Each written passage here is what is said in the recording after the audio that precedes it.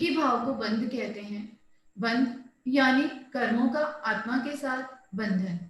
यह बंध क्या होता है और इससे मुक्ति कैसे मिल सकती है, प्रशिक्षण के लिए मेरा करबद्ध विनम्र निवेदन समनिश्चित जयंत प्रज्ञा जी से। वंदामि मुंसा।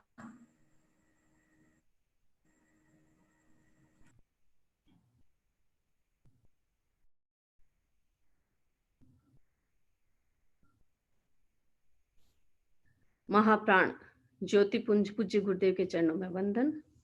उपस्थित भाइयों और बहनों,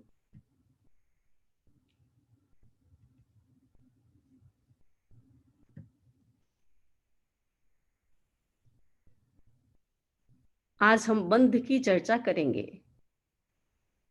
आश्रव के द्वारा कर्म आता है और जो कर्म आश्रव के द्वारा आता है उसको आत्म प्रदेश जब स्वीकार कर लेता है, आत्म प्रदेशों में वो पुद्गल चिपक जाते हैं, तब वो कर्म बनता है, उसे हम बंध कहते हैं।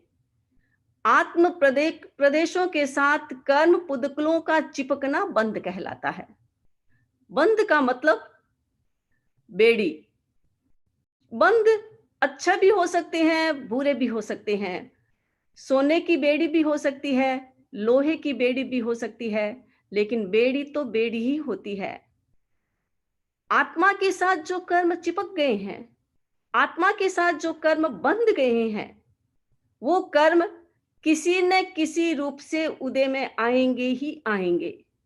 तो जब तक आत्मा के साथ वो चिपके हुए रहते हैं तब तक तो कोई असर नहीं देता, लेकिन जब वो उदय में आते हैं तब व्यक्ति को अच्छा या बुरा फल देता है। तो बंधे हुए कर्म आत्मा के साथ जब तक चिपके हुए रहते हैं उसे हम बंध कहते हैं। बंध 4 प्रकार के होते हैं। वैसे जब कर्म की चर्चा हुई थी उसके दौरान हमने इसकी भी चर्चा की थी। बंध प्रकृति, स्थिति, अनुभाग और प्रदेश, ये 4 प्रकार का होता है। कोई भी कर्म आत्मा के साथ चिपकता है अथवा कोई भी पुद्गल आश्रव के थ्रू आता है और आत्मा के साथ चिपकता है, तब उस पुद्गलों की जो भी सिचुएशन है, जो भी स्थिति है, वो सारी डिसाइड होती है। पहले उसका नेचर बनेगा, उसका ड्यूरेशन बनेगा, कितने साल तक वो आत्मा के साथ चिपके रहेंगे पुद्गल, वो किस प्रकार आएगा तो किस प्रकार का फल देगा, अच्छा या बुरा फल देगा, तीव्र या मंद फल देगा, अथवा उसका अमाउंट कितना होगा, क्वांटिटी कितनी होगी, उसकी मात्रा माप कितना होगा, ये सारी चीजें पुद्गलों के साथ डिसाइड होती है। उसके बाद वो आत्मा के साथ चिपक जाते हैं। जो भी आश्रव के थ्रू बाहर के पुद्गल आए हैं, उन पुद्गलों का ऐसा रूप बनता है, तब वो आत्मा के साथ चिपकते हैं। आत्मा के असंख्य प्रदेश होते हैं और प्रत्येक प्रदेश पर ही ये कर्म पुद्गल चिपकते हैं। जब एक बार कोई क्रिया हम करते हैं, कोई भी क्रिया करें, प्रत्येक क्षण में हमारे आत्मा के साथ अनंत अनंत पुद्गल आकर के चिपकते हैं। 1-2 पुद्गल नहीं चिपकते हैं, अनंत पुद्गल आते हैं, तभी वो चिपकने की ताकत रखते हैं।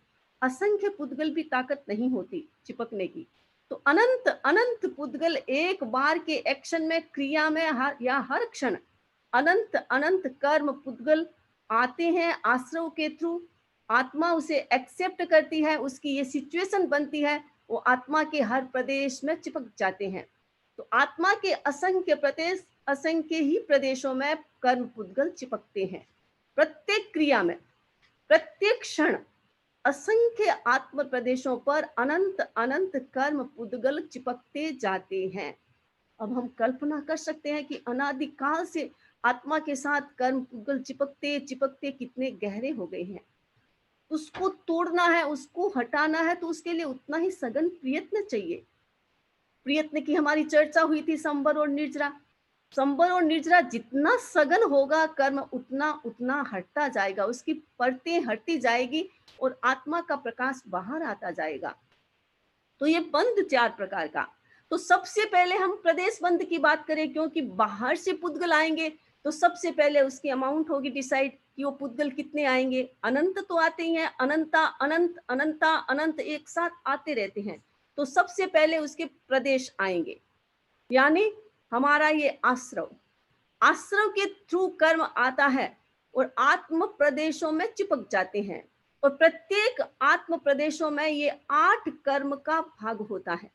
हर एक आत्म प्रदेश में, पहले भी मैंने बताया कि हर एक आत्म प्रदेश में ये 8 कोष्टक बने हुए हैं, 8 रूम बने हुए हैं, जिसमें इन कर्मों का हाथ होता है, इन कर्मों का वाइब्रेशन होता है। और जैसा वाइब्रेशन आता है, जिस कर्म से रिलेटेड वाइब्रेशन आता है, वो वाइब्रेशन उस रूम में चले जाते हैं। तो हर एक आत्म प्रदेशों में 8 के 8 कर्म के रूम बने हुए होते हैं। और जैसी हम प्रवृत्ति करते हैं, जैसा हमारा एक्शन होता है, राग द्वेष से युक्त या राग द्वेष से फ्री जो भी एक्शन होता है, उस एक्शन के माध्यम से कर्म आत्म प्रदेशों में चिपकते जाते हैं। तो सबसे पहले कर्म आते हैं तो उसका अमाउंट डिसाइड होता है कि कितना कर्म आया है तो अब उसको अलग अलग अलग अलग खेमे में भेजना, ये भी इसी का काम होता है, कर्म शरीर का ही काम होता है। कर्म शरीर हम ऐसा समझ सकते हैं, कर्म शरीर इतना बड़ा मैनेजर है, इतना व्यवस्थित काम करता है, बाहर का व्यक्ति इतना व्यवस्थित काम नहीं कर सकता। छोटे सा छोटा कण आया है बाहर से तो उसका नेचर आदि डिसाइड किए बिना वो कहीं नहीं भेजेगा, इसीलिए उसका सारा कुछ कर्म शरीर डिसाइड करता है। तो ये 8 कर्म जो बाहर से पुद्गल आए, आश्रव के थ्रू बाहर से कर्म वर्गणा के पुद्गल आए, वो 8 भागों में डिवाइड होगा। तो सबसे पहले उसकी अमाउंट, अनंता अनंत कर्म पुद्गल आए हैं, कार्बन शरीर ने देखा है इतने सारा माल आया है, तो इस माल को 8 भागों में डिवाइड करना है, तो कैसे करेगा? उसके बाद वो 8 भागों में डिवाइड करेगा तो नेचर बनाएगा कि 8 कर्म है, कौन सा कर्म व्यक्ति ने किया जिस कारण से ये पुद्गल आए हैं, जिसके निमित्त से ये पुद्गल आए हैं। मान लीजिए किसी ने आसाधना की है ज्ञान की, अथवा कोई राग द्वेष का कर्म किया है जिससे मोहने कर्म के थ्रू कर्म आया है, तो ये 8 कर्म के थ्रू कर्म आते हैं। और ये आप समझे कि कोई भी हम एक्शन क्रिया करते हैं उसमें मोहने कर्म का तो हाथ रहता ही है।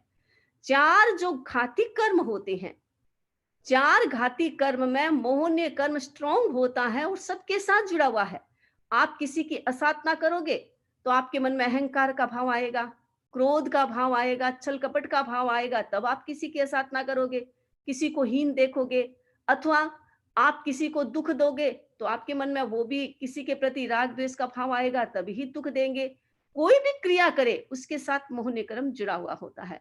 तो पहले जो अनंत कर्म पुद्गल आत्मा के साथ चिपके हैं उसको 8 भागों में डिवाइड करेगा। 8 भाग में डिवाइड होगा, उसके बाद कौन से भाग में ज्यादा कर्म जाएगा ये भी कार्बन शरीर उस समय डिसाइड कर देता है। तो जब कोई भी क्रिया हम करते हैं, क्रिया का मूल क्या है, किसके माध्यम से कर्म आए हैं, उस कर्म में सबसे ज्यादा पुद्गल जाएंगे। जैसे मान लीजिए मोहने कर्म का, राग द्वेष के कारण हमने कर्मों का बंधन किया है, तो मोहने कर्म में अनंत अनंत जो पुद्गल आए हैं मोहने कर्म में सबसे ज्यादा जाएंगे, उसके बाद वेदनीय कर्म में जाएंगे। क्योंकि सारा क्रिया जो भी हमने किया है, अच्छा या बुरा जो भी किया है और अच्छे या बुरे को जो भी भोगना है, वो सारा वेदनीय कर्म से ही हम भोगते हैं, सुख दुख की अनुभूति के साथ भोगते हैं। इसीलिए उसके बाद सबसे ज्यादा वेदनीय कर्म में जाएंगे। और वेदनीय कर्म के बाद फिर डिसाइड, जितने भी पुद्गल डिसाइड रहे हैं पीछे, उसको ज्ञानावरण्य और दर्शनावरण्य और अंतराय कर्म में फिर जाएगा बराबर की मात्रा में, और फिर नाम और गोत्र में जाएगा, और लास्ट में आयुष्य में जाएगा। क्योंकि आयुष्य का बंधन तो जीवन में एक बार होता है, एक बार बंद हो गया उसके बाद वो घटता बढ़ता तो रहता है।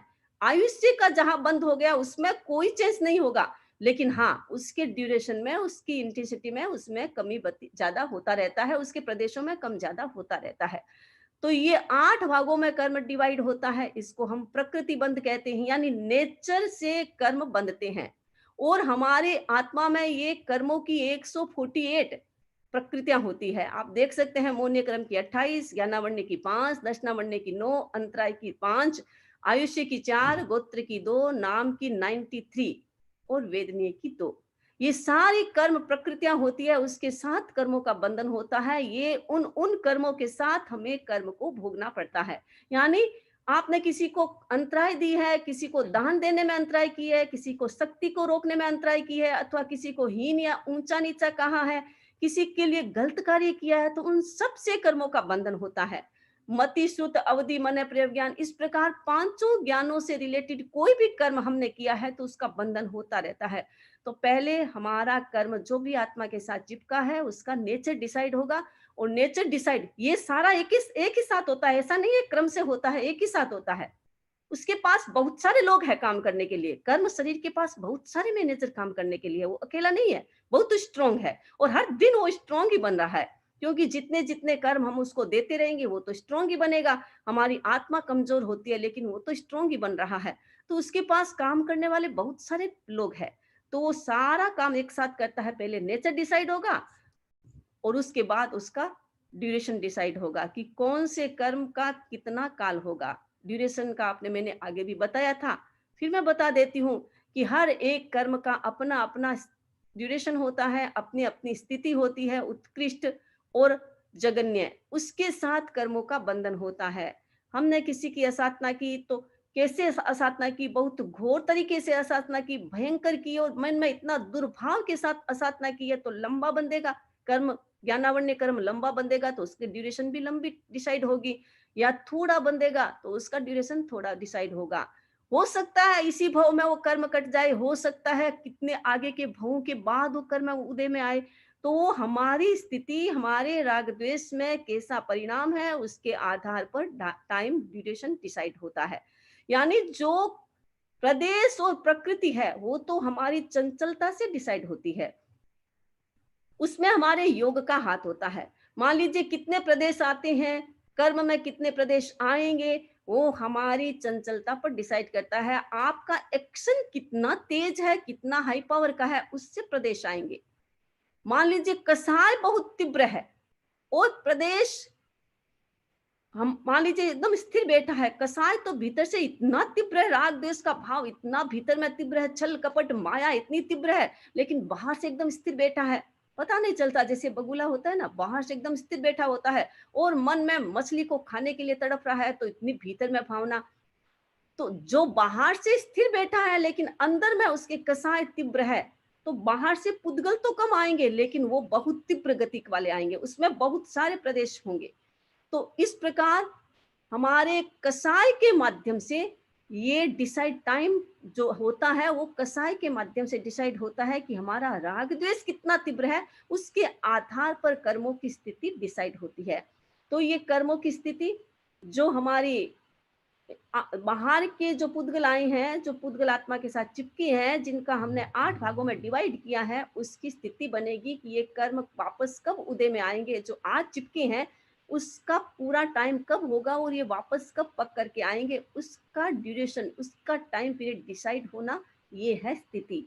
और उसके बाद आता है इंटेंसिटी, प्रदेश डिसाइड होगा, प्रदेश के बाद नेचर बनेगा, नेचर के बाद उसका टाइम डिसाइड होगा, और टाइम डिसाइड के बाद जैसा टाइम होगा उसके आधार पर उसकी इंटेंसिटी बन जाएगी, उसका अनुभाग बन जाएगा कि ये जो कर्म आत्मा के साथ चिपका है वो कब उदय में आएगा, और आएगा तो कैसे उदय में आएगा, तीव्र या मंद।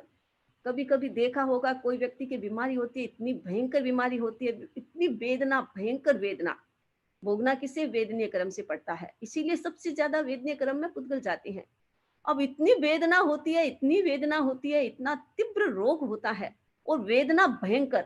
कभी कभी इतना रोग तीव्र नहीं होता है, वेदना भयंकर होती है। तो ये तीव्र और मंद ये डिसाइड होता है इस प्रकृति के माध्यम से। जब भी आत्मा के साथ कर्म आकर के चिपकते हैं तो उसका ये डिसीजन होता है कि ये वापस जब फल देंगे तो तीव्र देगा या मंद देगा। फल के साथ ये जुड़ा हुआ है, हमारा अनुभाग फल के साथ जुड़ा हुआ है। आत्मा के साथ कर्म चिपक गए, उसका डिसाइड, नेचर डिसाइड हो गया, कितने वर्षों के बाद, कितने दिनों के बाद, कितने क्षण के बाद, कितने घंटों के बाद उदय में आएगा, ये स्थिति डिसाइड होगी। इतना तो सब आत्मा के साथ चिपके हुए कर्म रहेंगे। अब उदय में जब आएंगे तो अच्छा या बुरा फल देंगे, तो ये है हमारा अनुभाग। यानी जब कर्म बंधता है, बंद करके उदय में जब तक आता है तब तक ये प्रोसेस है। और उदय में आएगा, अच्छा या बुरा फल देगा, पुण्य या पाप के रूप में फल देगा। ये फल तीव्र या मंद होगा, इसको हम कहते हैं अनुभाग। तो ये कर्म जब आत्मा के साथ चिपकता है, चिपक करके जब तक उदय में नहीं आता है तब तक की ये प्रोसेस है, इसे हम बंध कहते हैं। जो कर्म आत्मा के साथ चिपके हुए हैं, चिपके हुए पड़े हैं, अभी वो आपको फल नहीं दे रहा है, आपको पता, हमको पता नहीं चलता कि ये मेरे साथ कितने कर्म चिपके हैं, कैसे कैसे रूप में उदय में आएंगे, कैसे कैसे मुझे फल देंगे, कैसे मुझे दुख देंगे, कितना मुझे सुख मिलेगा। लोग देखते हैं, अपनी कुंडली दिखाते हैं, ज्योतिषी को बताते हैं, पूछते हैं, वो उसके आधार पर बता देते हैं, लेकिन जरूरी नहीं है सारी बातें ज्योतिषी बताए वो वैसा होता है, पता नहीं चलता है। हम क्या एक्शन करते हैं, अतीत में जो कर्म बंधा हुआ है उसके बारे में हमें नहीं सोचना है, लेकिन हमें प्रेजेंट मोमेंट में, वर्तमान में हम कैसा जीवन जी रहे हैं, उसके आधार पर वो कर्म उदय में आना स्टार्ट होता है। क्योंकि हर कर्म के साथ उदीरना, अपवर्तना, संक्रमण आदि होता रहता है। तो इसीलिए जो कर्म आत्मा के साथ चिप गए हैं, बंध गए हैं, वो कैसे बंधे हैं उसकी चिंता न करें। अब हमें कर्म करना है, वर्तमान में अच्छा अच्छा कर्म करें, ताकि जो कर्म आएगा उदय में वो थोड़ा माइल्ड होता जाएगा, या बुरे रूप में कर्म उदय में नहीं आएगा, वो धीरे धीरे धीरे धीरे उसकी इंटेंसिटी ऑटोमेटिक कम होती जाएगी। तो हमें इस रूप में एक्शन करना है। कर्म बंधा हुआ है, वो आत्मा के साथ बंद करके बैठा हुआ है, और जब उदय में आएगा तब आएगा, उसकी चिंता नहीं करना है, जब आएगा तब आएगा। लेकिन हमें प्रेजेंट मोमेंट में अपने जीवन को इतना अच्छा बनाना है, इतना सुंदर बनाना है, धर्म से युक्त बनाना है, कोई भी मेरा क्षण प्रमाद में न जाए, क्योंकि सारे कर्म प्रमाद से चिपकते हैं। जितना जितना प्रमाद होता है, जितनी जितनी अनअवेयरनेस होती है, जितनी जितनी अजागरूकता होती है, उतने उतने प्रदेश आएंगे, उतने उतने कसाय होंगे, उतने उतने इंटेंसिटी बनेगी, उतना उतना उसका ड्यूरेशन होगा। तो हमें तो प्रेजेंट मोमेंट को अच्छा बनाना है, पूरी जागरूकता के साथ जीवन जिए। क्योंकि जानने का मतलब ही होता है करना। केवल जानने का मतलब जानना नहीं होता, जानने का मतलब होता है करना। जब मैंने जान लिया है तो मुझे अपना करना स्टार्ट करना है, ताकि मेरे जो कर्म आगे बनने वाले हैं वो मेरे अच्छे बने। और जो बन गए हैं अतीत में, हो सकता है उसमें भी कोई रिलैक्स हो जाए, कोई कम हो जाए मेरे अपने प्रयत्न से। तो हमें पुरुषार्थ करना है, अच्छा पुरुषार्थ करना है, जिससे हमें बंधे हुए कर्म को भी मोड़ सकते हैं, उसके भी इंटेंसिटी ड्यूरेशन को चेंज कर सकते हैं, उसके नेचर को भी माइल्ड कर सकते, यानी कम कर सकते हैं। तो ये बंध, बंध का मतलब आत्मा के साथ चिपके हुए रहना। कर्म जब आत्मा के साथ चिपके हुए रहते हैं उसे हम बंध कहते हैं। ये सारी बंध की प्रोसेस है। अब हमारा अगला तत्व है मोक्ष। हमारा डेस्टिनेशन मोक्ष है। जीव से हमारी यात्रा प्रारंभ हुई थी। जो जीव अनादिकाल से कर्मों से युक्त है, उस जीव के साथ हमारी यात्रा प्रारंभ होती है। जो जीव अव्यवहार राशि में रहता है, उस जीव से हमारी यात्रा प्रारंभ होती है, और हमारा डेस्टिनेशन या हमारा एंड मोक्ष होता है। और मोक्ष के लिए क्या करना है? मोक्ष मतलब आत्मा की मुक्ति। जितने भी हमारे मस्तिष्क में न्यूरॉन्स है, उन सभी न्यूरॉन्स को एक्टिव कर ले, उन सभी को ओपन कर ले। जिस दिन सारे न्यूरॉन्स ओपन हो जाएंगे, वो ही हमारा केवल ज्ञान होता है। इसीलिए याद करना भी जरूरी है, लर्न करना भी जरूरी है, उसके साथ नॉलेज करना भी जरूरी है, और उसके साथ साथ एक्शन करना भी जरूरी है। जितना जितना याद करेंगे उतने उतने न्यूरॉन्स हमारे एक्टिव होंगे। जितनी जितनी नमस्कार, इसीलिए कहते हैं ना कि नमस्कार महामंत्र की माला फेरते जाओ, जाप करते जाओ। उससे मान लीजिए आपको इतना याद नहीं होता है तो नमस्कार महामंत्र की माला फेरते जाओ, लोगस करते जाओ। जितना जितना हम करेंगे, जितना जितना हमारा एक्शन होगा, जितना जितना हम रिपीट करेंगे, और जितना जितना ज्यादा घोटेंगे, उतने उतने हमारे न्यूरॉन्स के दरवाजे खुलेंगे। साइंस मानता है कि न्यूरॉन्स के दरवाजे खोलने हैं, और आज हमारे न्यूरॉन्स के बहुत कम एक्टिव है। हमारे मस्तिष्क की कोशिकाएं बहुत कम एक्टिव है। जितनी ज्यादा एक्टिव होगी व्यक्ति, उतना ही ज्यादा ज्ञानवान बनेगा, और जितना ज्ञानवान ज्यादा बनेगा, आगे आगे बढ़ता जाएगा। जितने न्यूरॉन्स एक्टिव होंगे, जिस दिन पूरे मस्तिष्क के न्यूरॉन्स एक्टिव हो जाएंगे उसी तो केवल ज्ञान कहते हैं। केवल ज्ञान भी तो इसी शरीर में होता है। तो हमें अपने मस्तिष्क के न्यूरॉन्स को एक्टिव करना है, इसीलिए पूरी जागरूकता, एक भी क्षण प्रमाद में न जाए। कोई बात नहीं है, आप मान लीजिए अभी पढ़ नहीं सकते हैं तो नवकार मंत्र तो आपको आता ही है, लोगस आपको आता ही है, आप लोगस मन मन में बोलते जाए, नवकार मंत्र मन मन में बोलते जाए। जहां भी खाली बैठे हैं, बिना मतलब की बातों में टाइम न बर्बाद करें। लोग बहुत टाइम बातों में बर्बाद करें। ये तो कोरोना अच्छा है, ये बेचारा आ गया, कोरोना हुआ और ये आया तो लोगों को थोड़ा ज्ञानवान बना दिया इसने, और लोगों के भीतर में अवेयरनेस आ गई कि हमें कुछ करना है। और करने के लिए अब हमें स्टॉप नहीं करना है। जब स्टार्ट कर दिया है तो हम और अधिक आगे बढ़े, अपने न्यूरॉन्स को एक्टिव करने की कोशिश करें। जितना ज्यादा हो सके नमस्कार महामंत्र का जाप करें, जितना ज्यादा हो सके लोगस का ध्यान करें, लोगस का जप करें। इससे हमारे न्यूरॉन्स एक्टिव होंगे और न्यूरॉन्स जिस दिन पूरे न्यूरॉन्स खुल जाएंगे उस दिन केवल ज्ञान हो जाएगा।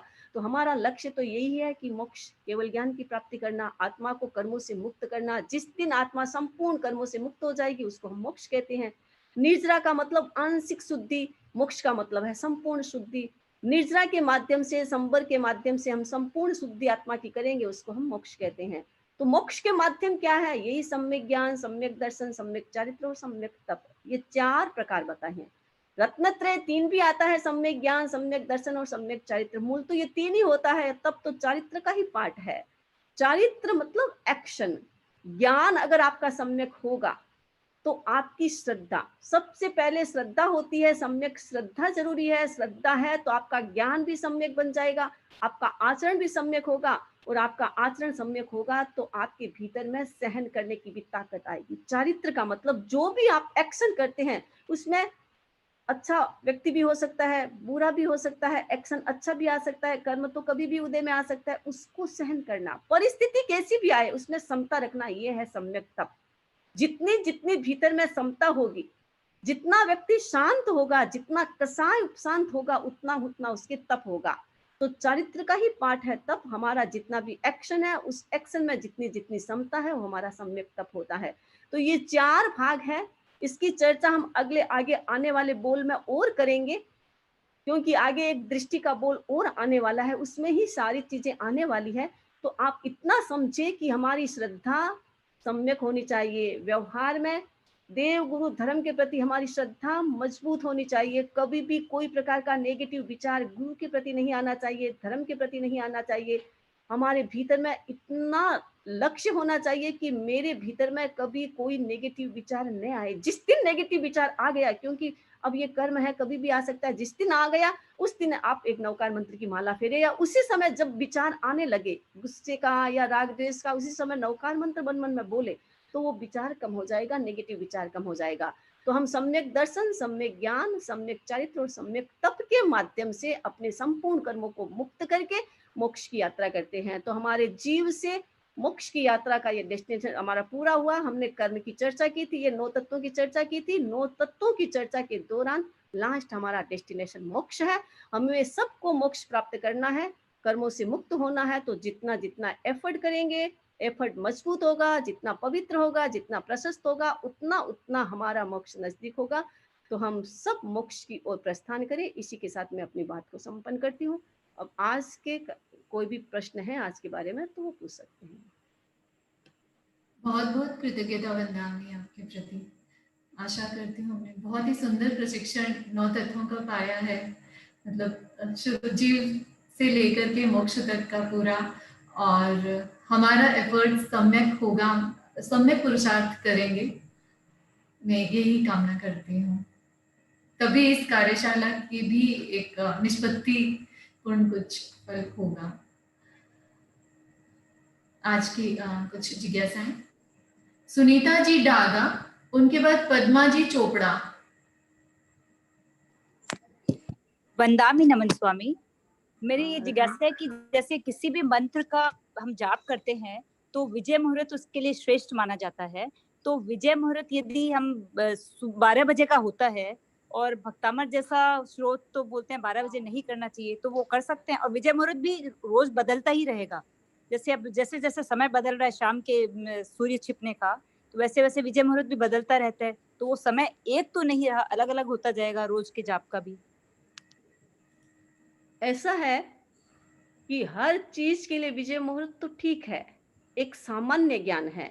यानी जिसको मुहूर्त ज्यादा देखना नहीं आता है, जो जिसमें ज्यादा उसका नॉलेज नहीं है, तो उसके लिए बता दिया है कि विजय मुहूर्त एक अच्छा मुहूर्त है जिसमें किसी की देखने की आवश्यकता नहीं है। लेकिन उसके साथ साथ अगर आपको दुगड़िया देखना आता है, पंचांग में दुगड़िया होता है, हर दिन का दुगड़िया होता है, तो आप दुगड़िए के आधार पर भी स्टार्ट कर सकते हैं। कोई भी एक्शन क्रिया करते हैं, अमृत लाभ, ये हमारे दुगड़िए होते हैं, अच्छे दुगड़िए माने जाते हैं, चल भी अच्छा ही माना जाता है। लेकिन अमृत और लाभ में स्टार्ट करें तो भी अच्छा होता है। और वैसे हर चीज के लिए ब्रह्म मुहूर्त भी अच्छा होता है। तो ब्रह्म मुहूर्त का अगर दुगड़िया कभी अच्छा आ जाए तो उसको भी, यानी रात और दिन का अलग अलग दुगड़िया होता है, वो भी आपको देखना पड़ेगा। तो हमारे पूरे दिन के 8 दुगड़िए होते हैं, एक प्रहर में 2 दुगड़िया होता है। तो जिस दिन अच्छा दुगड़िया हो उस दिन वो कार्यक्रम स्टार्ट कर सकते हैं। और पूरे दिन में ऐसा नहीं है कि एक विजय मुहूर्त ही होता है, पूरे दिन में अच्छे और बुरा टाइम भी आता है। तो हम जिस समय अच्छा समय आए उस समय हम करें। अमृत का दुगड़िया होता है, लाभ का दुगड़िया होता है। अगर दिन अनुकूल है, लाभ और अमृत का दुगड़िया है, तो याद उस समय भी कर सकते हैं, तो कभी भी कर सकते हैं। विजय मुहूर्त तो एक जनरल बता दिया कि जिनको भी कुछ नहीं आता है, आगे देखना, पंचांग देखना नहीं आता है, तो उनके लिए अच्छा है कि विजय मुहूर्त। तो उसका भी अलग अलग टाइम होता है, विजय मुहूर्त का भी एक टाइम तो होता नहीं है। और उसमें भी बुधवार का तो विजय मुहूर्त होता भी नहीं है। तो उसके आधार पर आप सारी बातें नहीं कर सकते हैं। तो आप दुगड़िए के आधार पर भी कर सकते हैं और दिन के आधार पर भी कर सकते हैं। बहुत सारे ऐसे दिन आते हैं जो अच्छे दिन होते हैं, जैसे शनिवार को 14 आ गई तो बहुत अच्छा दिन माना जाता है। तो कभी भी ऐसे दिन होते हैं, उसका नॉलेज है तो उसके आधार पर भी कर सकते हैं। नहीं तो सबसे अच्छा है अपना दुगड़िया दिन का देखो और उसके आधार पर करो। पद्मा जी चोपड़ा, उनके बाद ऋतु जी पूजा जी बोथरा। पद्मा जी। वंदामी नमस्वामी। हाँ, और हम पद्मा जी आप।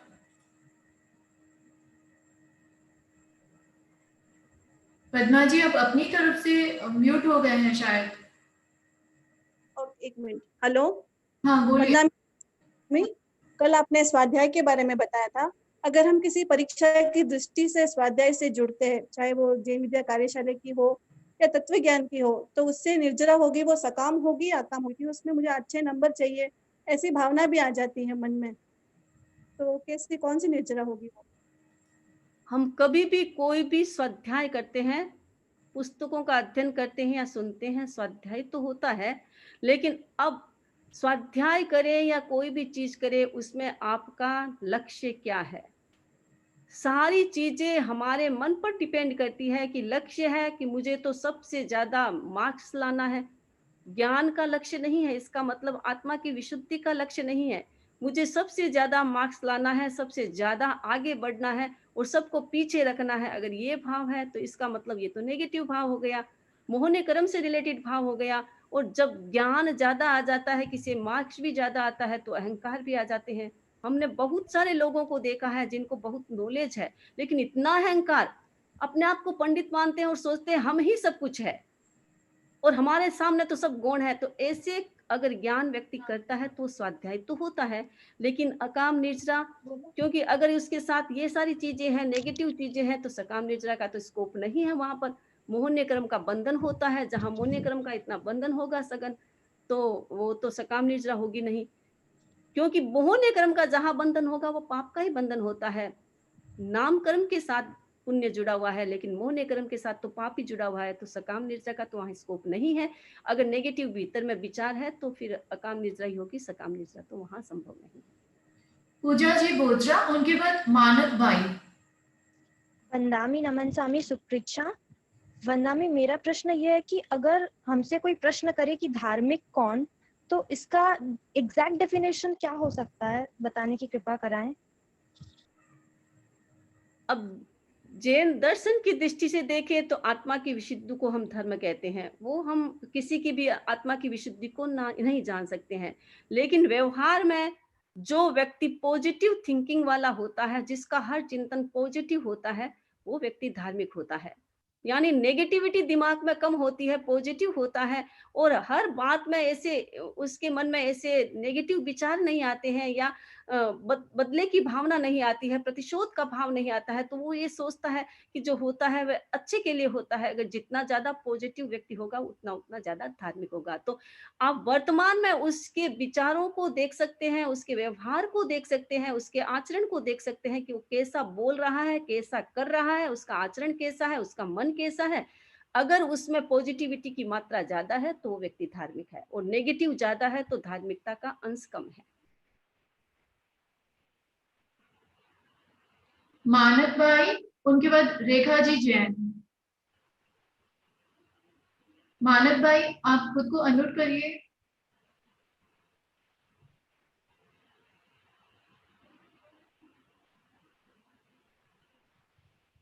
रेखा जी जैन।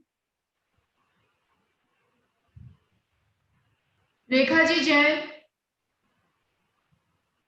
बंदामी नमन स्वामी, मैं 2 प्रश्न पूछना चाहती हूँ। एक तो है मतलब एक जन्म से दूसरे जन्म जाते हैं तो तेजस और कार्बन साथ में रहता है, तो तेजस के साथ कार्बन साथ तो कर्म भी साथ में रहेगा क्या? हाँ, दूसरा क्वेश्चन और पूछ लीजिए साथ में। बोले कहा कि वो मैं पोषद करती हूँ, पोषद में पूरा हो गया टाइम, 6 बजे लिया 6 बजे खत्म हो गया, उसके साथ में मैं समय ले सकती हूँ या चितार पोषद चितार के समय लेना? हाँ, पहला तो है कि तेजस और कर्म शरीर साथ में जाता है तो कर्म पीछे कहाँ रहेंगे। उसका तो घर भी वही है, कर्म शरीर ही उसका घर है, और कर्म के बिना तो कर्म शरीर का भी महत्व नहीं है, कर्म शरीर भी नहीं होगा, इसलिए कर्म उसके साथ ही रहते हैं। तो एक भव से दूसरे भव में जाते हैं तो कर्म और तेजस शरीर जाने का ही मतलब है हमारे कर्म ही जा रहे हैं, कर्म शरीर कर्मों का ही समूह है। और दूसरा है कि आप पोषद करते हैं तो पोषद बांटने से पहले आप सामायिक ले सकते हैं, मना नहीं है, आप सामायिक ले सकते हैं। और सामायिक पोषद स्टार्ट सामायिक आपकी सनराइज के बाद ही होगी, क्यों सनराइज तक का समय पोषद का होता है, तो सनराइज के बाद ही आपकी सामायिक स्टार्ट होगी। तो आपका टाइम पीरियड वहां से स्टार्ट होगा, लेकिन आप पहले सामायिक ले सकते हैं, इसमें दिक्कत नहीं है। रेखा जी जैन, उनके बाद किशन जी बैद। वंदामी नमन स्वामी, मेरा प्रश्न है जैसे हम महीने में सौगन रखते हैं, जैसे मैंने पापड़ छोड़ा है तो महीने में 4 दिन छोड़ के रखा हुआ है, तो वो 4 दिन मुझे फिक्स करने होते हैं या मैं किसी भी दिन कर सकती हूँ? हाँ, उसमें फिक्स करेंगे तो आपको वो 4 दिन नहीं खाना, और आप रिलैक्स रहेंगे कि मुझे कभी भी 1 महीने में 4 दिन खाना है तो वैसा भी त्याग कर सकते हैं। लेकिन आपको ये ध्यान रखना है कि 4 बार से ज्यादा नहीं खाना है, या दिन फिक्स कर लेते हैं कि अमुक अमुक दिन नहीं खाती हूँ, तो भी हो सकता है, दोनों तरह से त्याग हो सकते हैं। किशन जी बैद।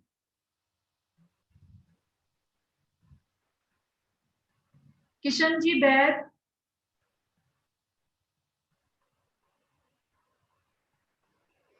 सरिता जी भुतोड़िया।